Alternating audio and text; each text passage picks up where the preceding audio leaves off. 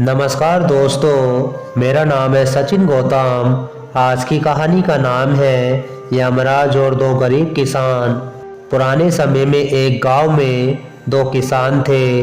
दोनों ही गरीब थे और बड़ी मुश्किल से अपना गुजारा करते थे। दोनों के पास थोड़ी थोड़ी ज़मीन थी। उसी ज़मीन से खाने पीने की व्यवस्था करते थे। एक दिन संयोग से दोनों की मृत्यु एक साथ ही हो गई।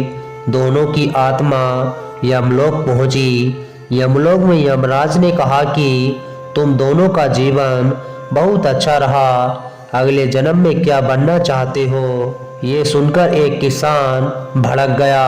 गुस्सा करते हुए किसान ने कहा कि भगवान, मैं पूरे जीवन कंगाल ही रहा। मैंने दिन रात कड़ी मेहनत की, खेत में बैलों की तरह काम किया, लेकिन एक एक पैसे के लिए मेरा परिवार तरस रहा था। ऐसा जीवन अच्छा कैसे हो सकता है?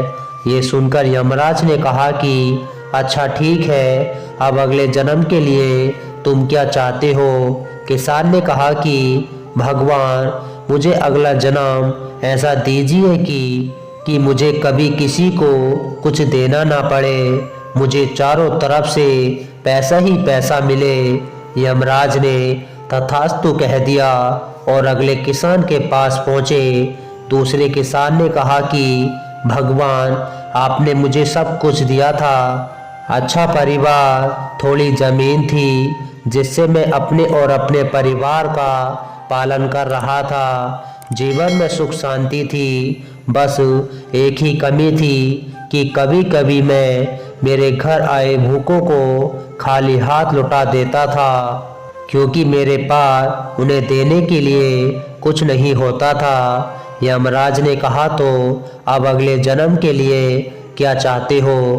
किसान ने कहा कि भगवान, मुझे ज़्यादा कुछ नहीं चाहिए, बस इतना कर दीजिए कि मेरे घर से कोई खाली हाथ न जाए। जो भी मेरे घर आए मैं उसे भरपेट भोजन करा सकूं।